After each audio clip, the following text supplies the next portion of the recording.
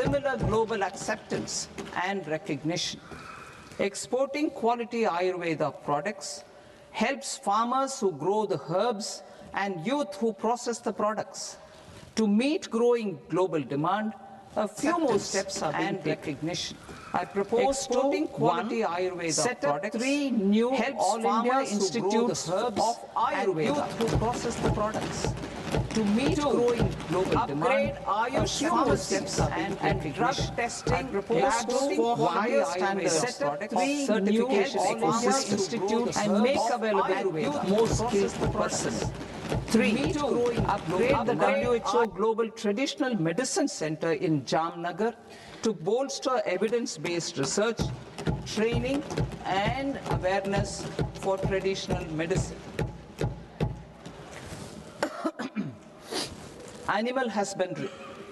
Livestock contributes to close to 16% of farm income, including of poor and marginal households. To scale up availability of veterinary professionals by more than 20,000, I propose to roll out a loan-linked capital subsidy support scheme for establishment of veterinary and para-veterinary colleges, veterinary hospitals, diagnostic laboratories, and breeding facilities in private sector. Collaboration between Indian and foreign institutions will also be facilitated. Orange economy. India's animation, visual effects, gaming and comics sector, AVGC sector, is a growing industry projected to require 2 million professionals by 2030. I propose to support the Indian Institute of Creative Technologies, Mumbai, in setting up AVGC content creator labs in 15,000 secondary schools all over the country and 500 colleges. The Indian design industry is expanding rapidly, and yet there is a shortage of Indian designers. I propose to establish, through Challenge Route, a new National Institute of Design to boost design education and development in the eastern region of India. Education. Our government will support states through Challenge Route in creating 5 university townships in the vicinity of major industrial and logistics corridors.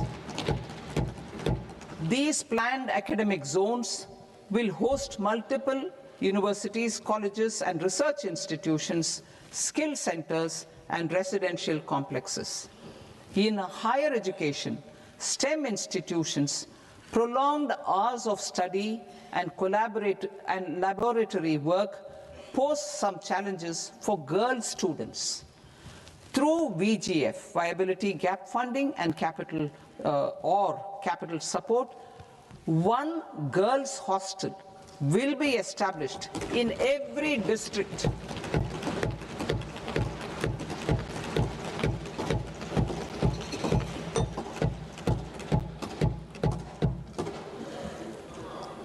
To promote astrophysics and astronomy via immersive experiences. 4 telescope infrastructure facilities will be set up or upgraded. The National Large Solar Telescope, the National Large Optical Infrared Telescope, the Himalayan Chandra Telescope, and the Cosmos 2 Planetarium.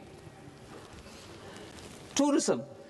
The tourism sector has the potential to play a large role in the employment generation, forex earnings, and expanding the local economy. I propose to set up a National Institute of Hospitality by upgrading the existing National Council for Hotel Management and Catering Technology. It will function as a bridge between academia, industry, and government. I also propose a pilot scheme for upskilling 10,000 guides in 20 iconic tourist sites through a standardized, high-quality, 12-week training course in hybrid mode in collaboration with the Indian Institute of Management. A national destination digital knowledge grid will be established to digitally document all places of significance, cultural, spiritual, and heritage.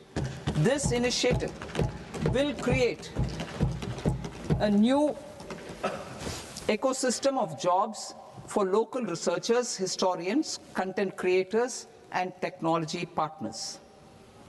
India has the potential and opportunity to offer world-class trekking and hiking experience. We will develop ecologically sustainable mountain trails in Himachal Pradesh, Uttarakhand, and Jammu Kashmir. Also in Araku Valley in the Eastern Ghats and Podigai Malai in the Western Ghats. Turtle trails along key nesting sites in the coastal areas of Odisha, Karnataka, and Kerala. And 3, bird watching trails along the Pulikat Lake in Andhra Pradesh, Tamil Nadu. It's on the border. Under the visionary leadership of Honorable Prime Minister, we established the International Big Cat Alliance in 2024. This year, India is hosting the first ever Global Big Cat Summit, where heads of governments and ministers from 95 range countries will deliberate on collective strategies for conservation. Heritage and culture tourism. I propose to develop 15 archaeological sites, including Lothal, Dolavira, Rakhi Gadi, Adichanallur, Saranath, Hastinapur, and Leh Palace into vibrant experiential cultural destinations. Excavated landscapes will be open to the public through curated walkways. Immersive storytelling skills and technologies will be introduced to help conservation labs, interpretation centers, and guides. The sports sector provides multiple means of employment, skilling, and job opportunities. Taking forward the systematic nurturing of sports talent which is set in motion through the Khelo India program earlier, I propose to launch a Khelo India mission to transform the sports sector over the next decade. The mission will facilitate an integrated talent development pathway supported by training centers which are foundational, intermediate, and elite levels. B, systematic development of coaches and support staff. C, integration of sports science and technology. D, competitions and leagues to promote sports culture and provide platforms. And E, development of sports infrastructure for training and competition.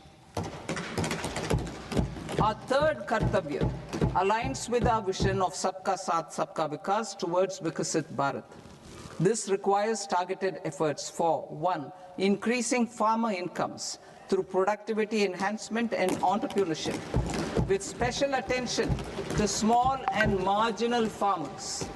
B, empowering Divyangjan through access to livelihood opportunities, training, and high-quality assistive devices.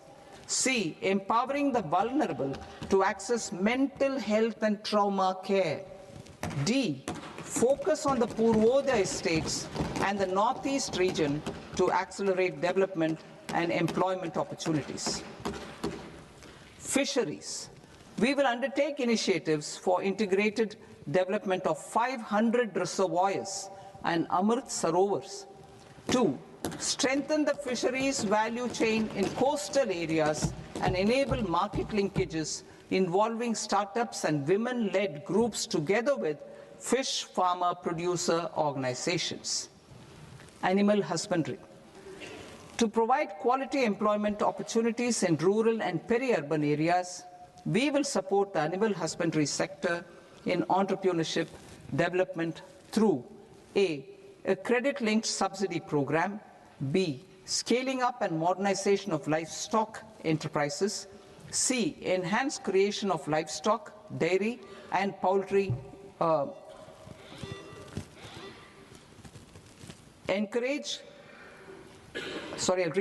enhanced creation of livestock, dairy and poultry-focused integrated value chains, and D, encourage creation of livestock farmer-producer organizations. High-value agriculture. To diversify farm outputs, increase productivity, enhance farmers' incomes, and create new employment opportunities, we will support high-value crops such as coconut, sandalwood, cocoa, cashew in the coastal areas, agar trees in northeast, and nuts such as almonds, walnuts, and pine nuts in our hilly regions. All of them will be supported. India is the world's largest producer of coconuts. About 30 million people, including nearly 10 million farmers, depend on coconuts for their livelihood. To further enhance competitiveness in coconut production, I propose a coconut promotion scheme to increase production and enhance productivity through various interventions, including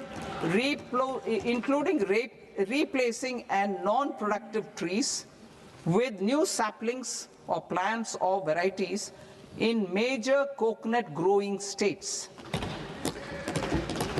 A dedicated program is proposed for Indian cashew and cocoa to make India self-reliant in raw cashew and coconut production and processing, enhance export competitiveness, and transform Indian cashew and Indian cocoa into premium global brands by 2030. Sandalwood. Sandalwood is closely linked to India's social and cultural heritage.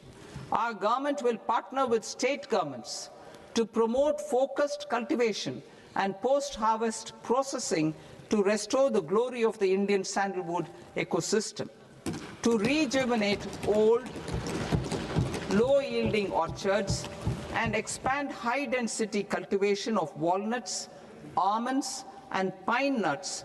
We will support a dedicated program to enhance farmer incomes and in bringing value addition by engaging youth. Bharat Vistar, that is virtually integrated system to access agricultural resources. I propose to launch Bharat Vistar, a multilingual AI tool that shall integrate the AgriStack portals and the ICAR package on agricultural practices with AI systems.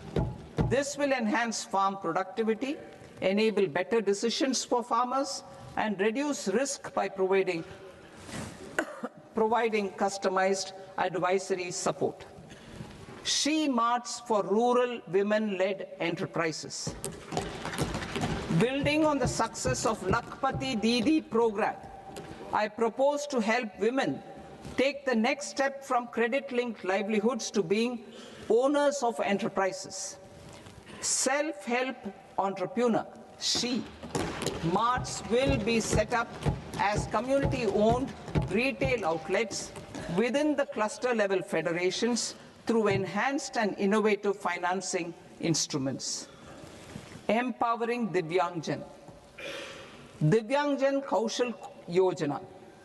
Information technology, AVGC sectors, hospitality and food and beverages sectors often offer task-oriented and process-driven roles which are suitable for Divyangjan.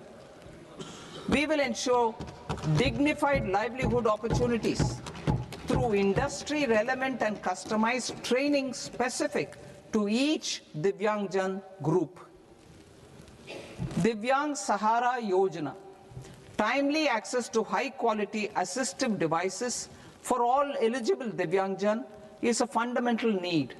I propose to 1. Support the Artificial Limbs Manufacturing Corporation of India, Alimco, to set up and to scale up production of assistive devices, invest in R&D and AI integration, strengthen PM Divyasha Kendras, and support setting up of assistive technology marts as modern retail style centers where Divyangjan and senior citizens can see, try and purchase assistive products.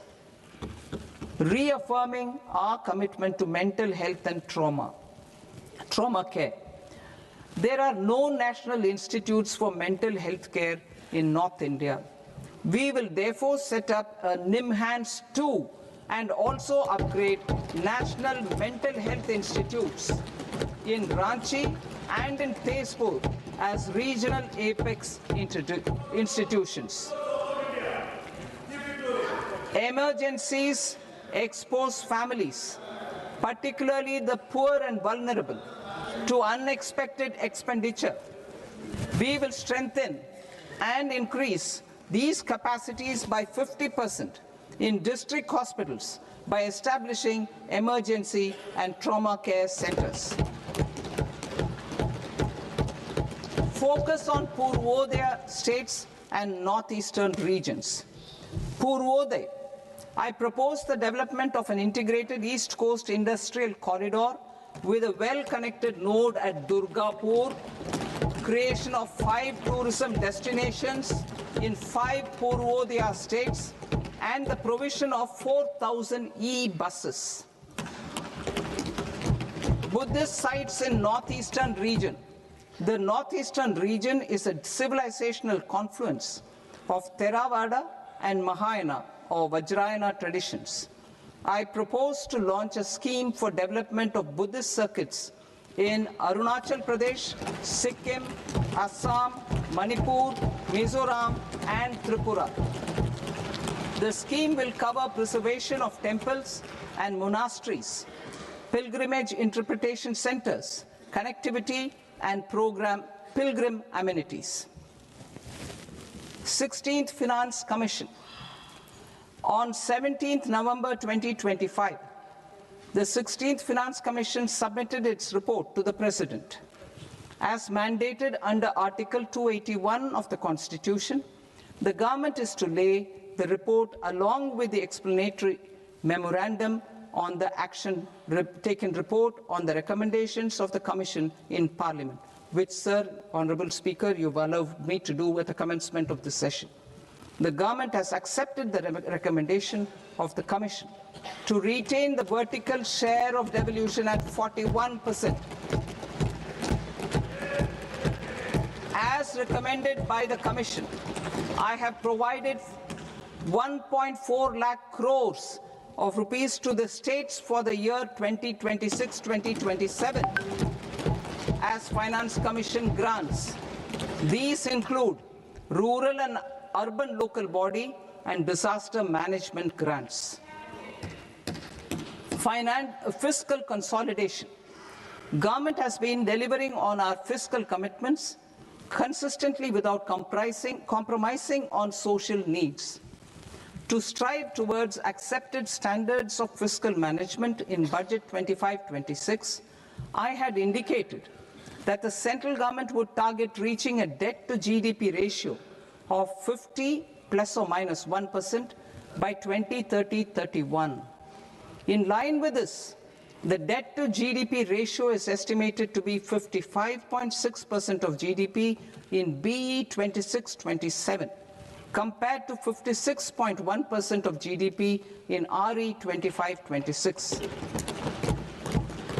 A declining debt to GDP ratio will gradually free up resources for priority sector lending and expenditure by reducing the outgo on interest payments. One of the main operational instruments for debt targeting is the fiscal deficit. I am happy to inform this August House that I fulfilled my commitment made in 2021-2022 to reduce fiscal deficit below 4.5% of GDP by 25-26. In RE 25-26, the fiscal deficit has been estimated at par with BE of 2025-26 at 4.4% of GDP. In line with the new fiscal prudence path of debt consolidation, the fiscal deficit in BE 26-27 is estimated to be 4.3% of the GDP.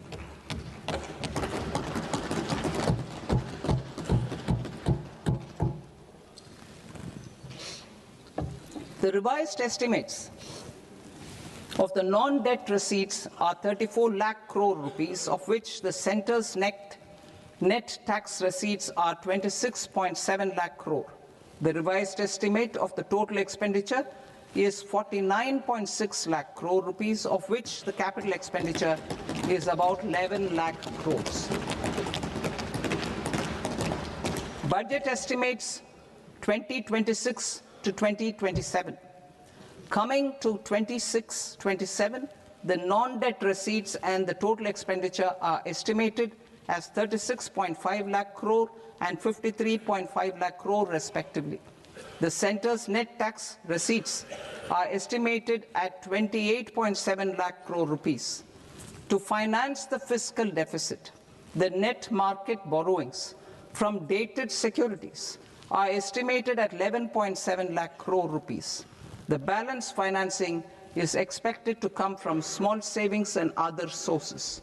The gross market borrowings are estimated at 17.2 lakh crore rupees. I'll now move to Part B. Part B, direct taxes.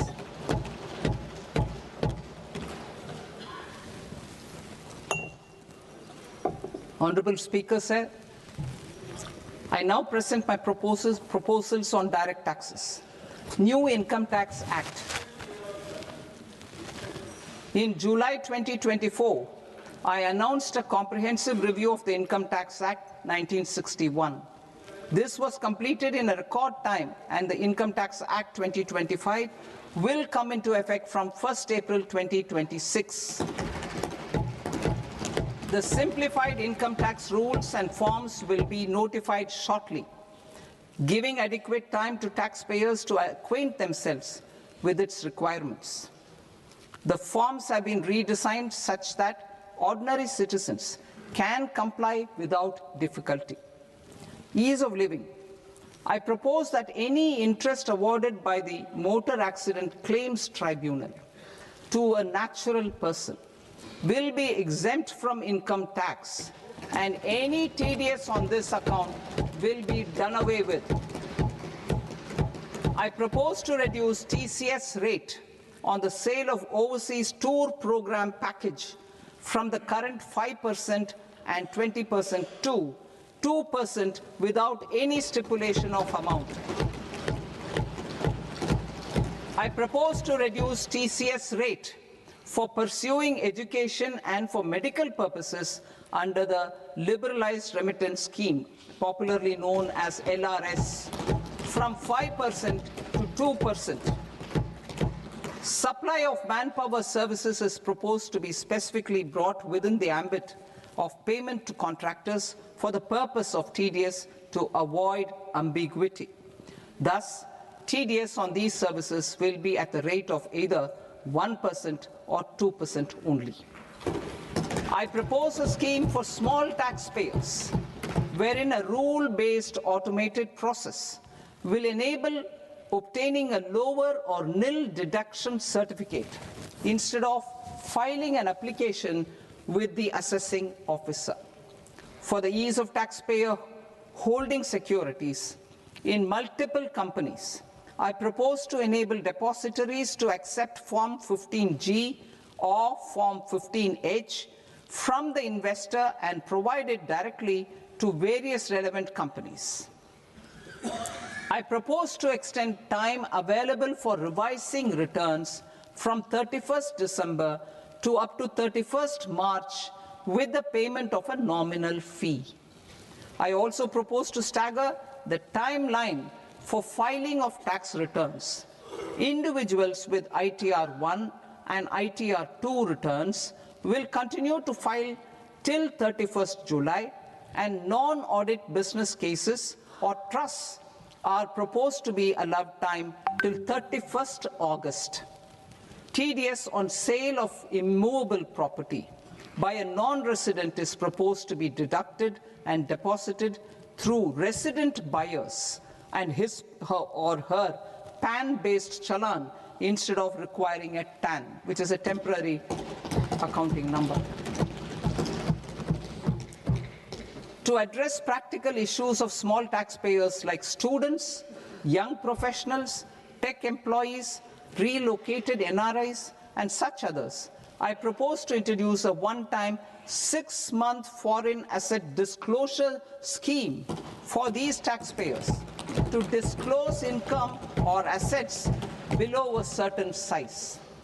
This scheme would be applicable for two categories of taxpayers, namely, A, who did not disclose their overseas income or assets, and B, who disclosed their overseas income and or paid due tax but could not declare the asset acquired.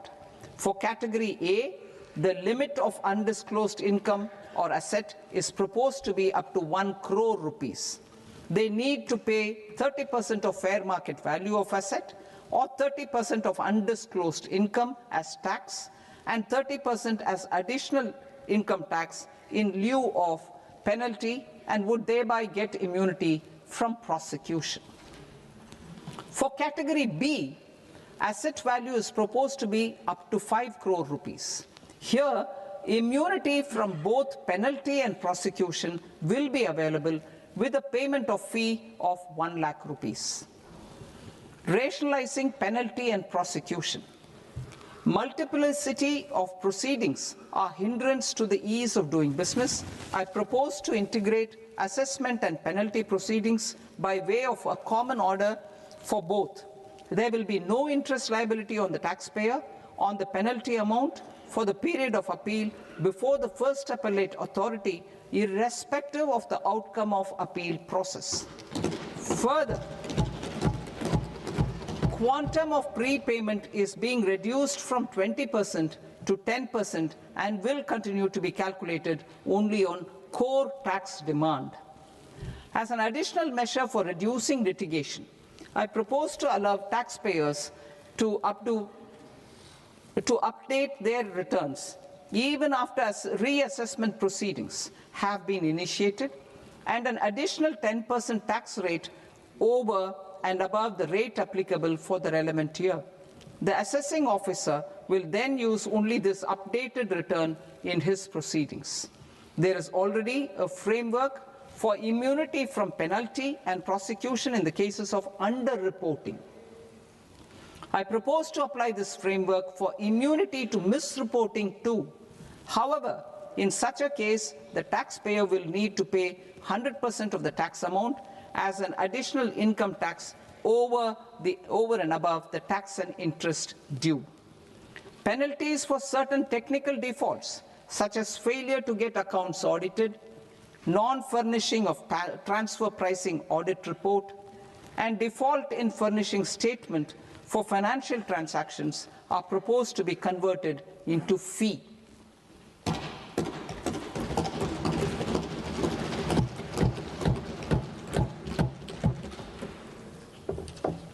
I propose to rationalize prosecution framework under Income Tax Act while maintaining a careful balance for deterrence in some serious offence. Non-production of books of account and documents and requirement of TDS payment where payment is made in kind are being decriminalized. Further, minor offences will attract fine only. The remaining prosecutions will be graded commensurate with the quantum of offence. They will entail only simple imprisonment with maximum imprisonment reduced to 2 years and power to courts to convert even those into fines. There is no penalty. There's no penalty presently for non-disclosure of non-immovable foreign assets with aggregate value less than 20 lakh rupees. I propose to also provide them with immunity from prosecution with retrospective effect from 1/10/2024.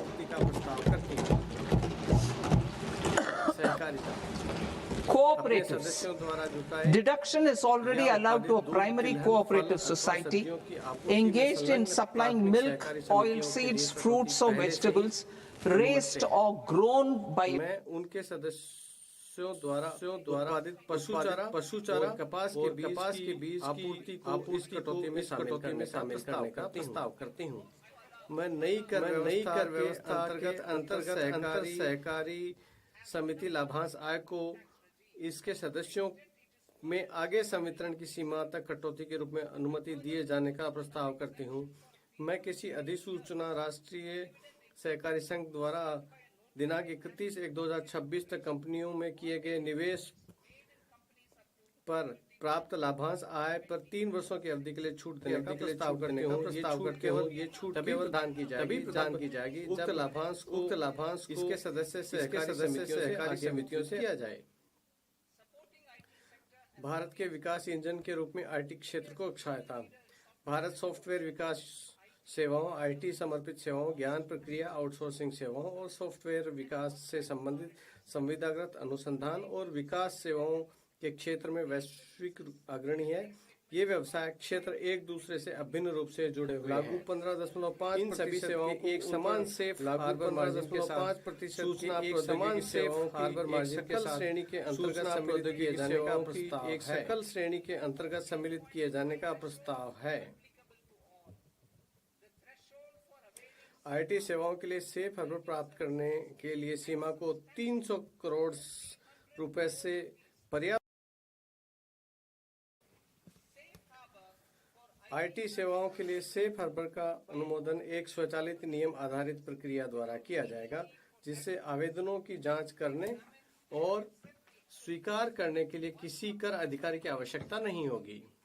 एक बार किसी IT सेवा company द्वारा इसके लिए आवेदन करने पर company की इच्छानुसार इसी सेफ हार्बर को 5 वर्ष की अवधि के लिए जारी रखा जा सकता है। मैं अग्रिम मूल्य निर्धारण करार एपीए करने की इच्छुक आईटी सेवा कंपनियों के लिए आईटी सेवाओं हेतु एक पक्षीय एपीए प्रक्रिया को तेज करने का प्रस्ताव करती हूँ, जिसे 2 वर्षों की अवधि के भीतर पूरा करने का प्रयास किया जाएगा। करदाता के अनुरोध पर 2 वर्ष की अवधि को आगे 6 महीने के लिए बढ़ाया जा सकता है। मैं एपीए में शामिल होने वाली कंपनी को उपलब्ध संशोधित विवरणी की सुविधा उसकी संबंध संस्थाओं को भी प्रदान किए जाने का प्रस्ताव करती हूँ। वैश्विक व्यापार और निवेश आकर्षित करना। डाटा केंद्रों में महत्वपूर्ण लक्ष्य बनाने और निवेश बढ़ाने की आवश्यकता पर विचार करते हुए मैं किसी ऐसे विदेशी निवेश के लिए टैक्स हॉलिडे 2047 तक एक रियायत प्रदान करने का प्रस्ताव करती हूँ, जो भारत में डाटा केंद्र और सेवाओं का उपयोग करके वैश्विक स्तर पर It will, however, need to provide services to Indian customers संस्था के माध्यम से भारतीय ग्राहकों को सेवा प्रदान करने की आवश्यकता होगी। यदि डाटा सेंटर प्रदान करने वाली कंपनियां एक संबंधित कंपनी है तो मैं उसे लागत कर a related entity to harness the efficiency of just-in-time logistics for electronic manufacturing. I propose to provide safe harbor to non-residents for component warehousing in a bonded warehouse at a profit margin of 2% of the invoice value. The resultant tax of about 0.7% will be much lower than in competing jurisdictions. To provide fillip to toll manufacturing in India, I propose to provide exemption from income tax for 5 years to any non-resident who provides capital goods, equipment, or tooling to any toll manufacturer in a bonded zone.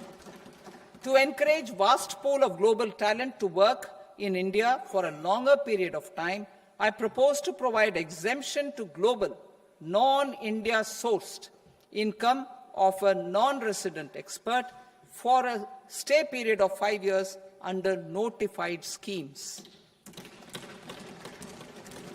I propose to provide exemption from minimum alternate tax, the MAT, to all non-residents who pay tax on presumptive basis. Tax administration. I propose to constitute a joint committee of Ministry of Corporate Affairs and Central Board of Direct Taxes for incorporating the requirements of income computation and disclosure standards, the ICDS, in the Indian Accounting Standards, IND AS itself. Separate accounting requirement based on ICDS will be done away with from the tax year 27-28. To support Prime Minister Modi's vision of homegrown accounting and advisory firms to become global leaders, I propose to rationalize the definition of accountant for the purposes of safe harbor rules. Other tax proposals. Change in taxation of buyback was brought in to address the improper use of buyback route by promoters. In the interest of minority shareholders, I propose to tax buyback for all types of shareholders as capital gains. However, to disincentivize misuse of tax arbitrage, promoters will pay an additional buyback tax. This will make effective tax 22% for corporate promoters. For non-corporate promoters, the effective tax will be 30%. TCS rate for sellers of specific goods, namely alcoholic liquor, scrap, and minerals, will be rationalized to 2%, and that on tendu leaves will be reduced from 5% to 2%. I propose to raise the STT on futures to 0.05% from the present 0.02%. STT on options premium and exercise of options are both proposed to be raised to 0.15% from the present rate of 0.1% and 0.125% respectively. We reformed the taxation landscape for corporates in 2019 by providing them a simplified regime with lower tax rate so that they could productively focus on business rather than on claim of deductions and exemptions. To encourage companies to shift to the new regime, set off of brought forward MAT credit, minimum alternate tax credit, is proposed to be allowed to companies only in the new regime. Set off using available MAT credit is proposed to be allowed to an extent of 1/4 of the tax liability in the new regime. MAT is proposed to be made final tax, so there will be no further credit accumulation from 1st April 2026. In line with this change, the rate of final tax is being reduced to 14% from the current MAT rate of 15%. The brought forward MAT credit of taxpayers accumulated till 30th March 2026 will continue to be available to them for set-off as above. Indirect taxes. I shall now take up proposals related to indirect taxes. My proposals for customs and central excise aim to further simplify the tariff structure, support domestic manufacturing, promote export competitiveness, and correct inversion in duty. To continue weeding out long-continuing customs duty exemptions, I propose to remove certain exemptions on items which are being manufactured in India or where the imports are negligible. Similarly, to further simplify the process of ascertaining the rate of duty applicable on a particular item, I propose to incorporate certain effective rates in various customs notifications to the tariff schedule itself. I shall now take up sector-specific proposals. Promotion of exports of marine, leather, and textile products. I propose to increase the limit for duty-free imports of specified inputs used for processing seafoods for export from the current 1% to 3% of FOB value of the previous year's export turnover. I also propose to allow duty-free imports of specified inputs, which is currently available for exports of leather or synthetic footwear, to exports of shoe uppers as well. I propose to extend the time period for export of final product from the existing 6 months to 1 year for exporters of leather or textile garments, leather or synthetic footwear, and other leather products. Energy transition and security. I propose to extend the basic customs duty exemption given to capital goods used for manufacturing lithium-ion cells for batteries to those used for manufacturing lithium-ion cells for battery energy storage systems also. I propose to exempt basic customs duty on import of sodium antimonate for use in manufacture of solar glass. Nuclear power. I propose to extend the existing basic customs duty exemption on imports of goods required for nuclear power projects till the year 2035 and expand it for all nuclear plants irrespective of their capacity. Critical minerals. It is proposed to provide basic customs duty exemption to the import of capital goods required for the processing of critical minerals in India. Biogas blended CNG. I propose to exclude the entire value of biogas while calculating the central excise duty payable on biogas blended CNG. Civil and defense aviation. I propose to exempt basic customs duty on components and parts required for the manufacture of civilian training and other aircrafts. It is proposed to exempt basic customs duty on raw materials imported for the manufacture of parts of aircraft to be used in maintenance, repair, or overall requirements by units in the defense sector. Electronics. To deepen value addition in the consumer electronics sector, I propose to exempt basic customs duty on specified parts used in the manufacture of microwave ovens. Special economic zone. To address the concerns arising about utilization of capacity by manufacturing units in the special economic zones due to global trade disruptions, I propose as a special one-time measure to facilitate sales by eligible manufacturing units in SEZs to the domestic tariff area at concessional rates of duty. The quantity of such sales will be limited to a prescribed proportion of their exports. Necessary regulatory changes will be undertaken to operationalize the measures while ensuring level playing field for the units working in the DTA. Ease of living. To rationalize the customs duty structure for goods imported for personal use, I propose to reduce the tariff rate on all dutiable goods imported for personal use from 20% to 10%. To provide relief to patients, particularly those suffering from cancer, I propose to exempt basic customs duty on 17 drugs or medicines.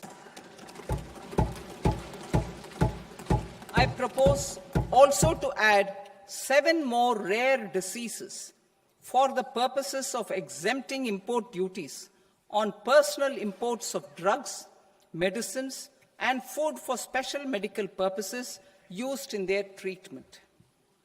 Customs process.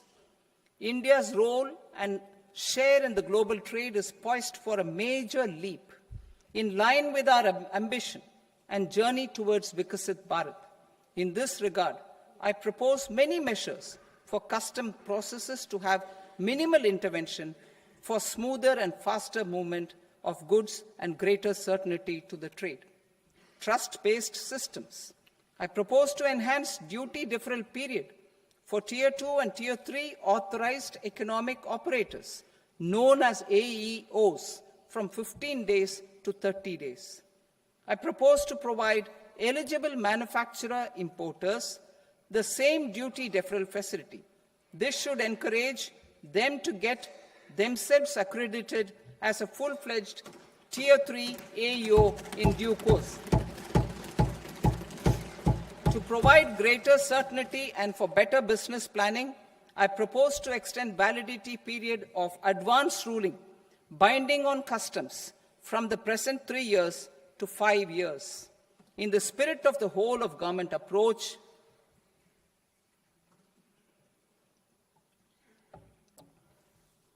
government agencies will be encouraged to leverage AEO accreditation for preferential treatment in clearing their cargo. Regular importers with trusted, long-standing supply chains will be recognized in the risk system so that the need for verification of their cargo every time can be minimized. Export cargo using electronic sealing. Export cargo using electronic sealing will be provided through clearance from the factory premises to the ship. For import of goods not needing any compliance, filing of bill of entry by a trusted importer and arrival of goods will automatically notify customs for completing their clearance formalities. This will enable goods to be released immediately on arrival. The customs warehouse framework will be transformed into a warehouse operator-centric system with a self-declarations, electronic tracking, and risk-based audit. These reforms will move away from the current system of officer-dependent approvals and reduce transaction delays and compliance costs. Ease of doing business. Approvals required for cargo clearance from various government agencies will be seamlessly processed through a single and interconnected digital window by the end of the financial year. Processes involved in clearance of food, drugs, plant, and animal and wildlife products, accounting for about 70% of interdicted cargo, will be operationalized on this system by April 2026 itself. For goods not having any compliance requirement, clearance will be done by customs immediately after online registration is completed by the importer, subject to the payment of duty. Customs integrated system will be rolled out in 2 years as a single integrated and scalable platform for all customs processes. Utilization of non-intrusive scanning with advanced imaging and AI technology for risk assessment will be expanded in a phased manner with the objective to scan every container across all the major ports. New export opportunities to support Indian fishermen to fully harness the economic value of marine resources beyond our territorial waters. The following measures will be taken. A. Fish catch by an Indian fishing vessel in exclusive economic zone or on the high seas will be made free of duty. Landing of such fish on foreign port will be treated as export of goods. Safeguards will be put in place to prevent misuse during fish catch, transit, or transshipment. To support aspirations of India's small businesses, artisans, and startups to access global markets through e-commerce, I am pleased to announce complete removal of the current value cap of 10 lakh rupees per consignment on courier exports.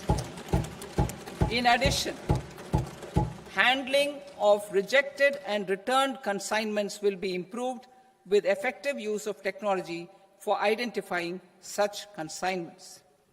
I propose to revise provisions governing baggage clearance during international travel to address genuine concerns of passengers. The revised rules will enhance duty-free allowances in line with the present-day travel realities and provide clarity in temporary carriage of goods brought in or taken out. There are honest taxpayers who are willing to settle disputes by paying all their dues, but they get deterred due to negative connotation associated with penalty. They will now be able to close cases by paying an additional amount in lieu of penalty. Honorable Speaker, sir, with this, I commend the budget to this august House. Jai Hind.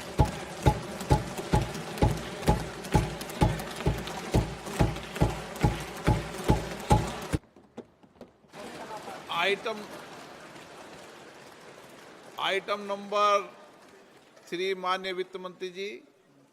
Honorable Finance Minister. Item number 2, sir. 3. Sir, with your permission, I rise to lay on the table of the following statements under Section 3, 1 of the Fiscal Responsibility and Budget Management Act of 2003, medium-term fiscal policy cum fiscal policy strategy statement, and macroeconomic framework statement. Item number 4 माननीय वित्त मंत्री जी. Sir, with your permission, I move for leave to introduce the Finance Bill 2026. प्रश्न ये कि The question is that the bill as introduced by the minister may be passed. Those who are in favor may say ayes. Those against may say noes. I think the ayes have it. The ayes have it. The permission is granted. Kindly introduce the bill. The bill.